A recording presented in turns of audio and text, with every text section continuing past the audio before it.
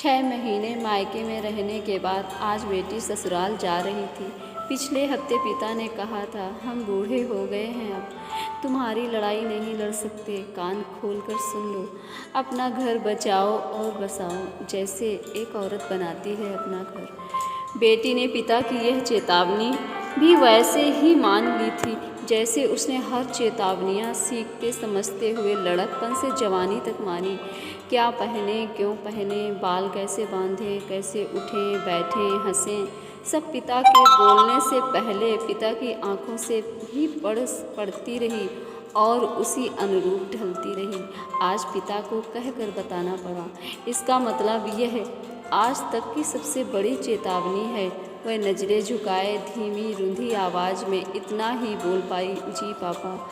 माँ ने बेटी की आंखों में झांका, वह शून्य थी। एक ही क्षण में बेटी कितनी सहजता से भाव बदल गई। माँ हैरान थी, लड़की की कितने स्तरों पर कैसी कैसी ट्रेनिंग कराता है यह समाज। माँ सोच रही थी। माँ ने पिता की आंखों में झांका, वहाँ अजीब सी विरक्ति फैली हुई थी। माँ का कलेजा अंदर से फटना चाह रहा था। एक औरत कैसे बनाती है घर, ये मुझसे पूछो। उसी यातना, बलिदान और गुलामी के लिए बेटी को मनाना है, माँ सोचती रही। सुबह पिता दामाद जी से बात कर रहे थे। वीकेंड पर बेटी पहुंच जाएगी बेटा, आप उसे स्टेशन से रिसीव करने आ जाना बस। हम आपको ज़्यादा कष्ट नहीं देना चाहते। हम जानते हैं आप काम में ज़्यादा व्यस्त रहते हैं, इसलिए इसे वीकेंड पर भेज रहे हैं। बेटी ने दामाद से बात करते पिता के कांपते हाथ देखे तो अंदर से रो पड़ी। पिता आज उसे छोड़ने स्टेशन तक नहीं आ सके। घर से ही ज़रूरी नसीहतें देकर उसे विदा किया। भाई और माँ स्टेशन तक छोड़ने आए।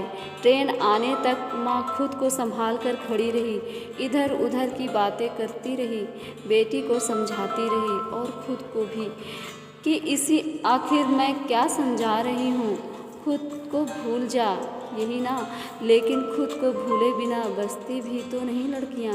बेटी को ट्रेन में बैठा कर वह नीचे उतरी और वहीं स्टेशन पर एक बेंच पर बैठ गई। वह बेटे के सामने रोना नहीं चाहती थी, लेकिन बरबस फूट पड़ी।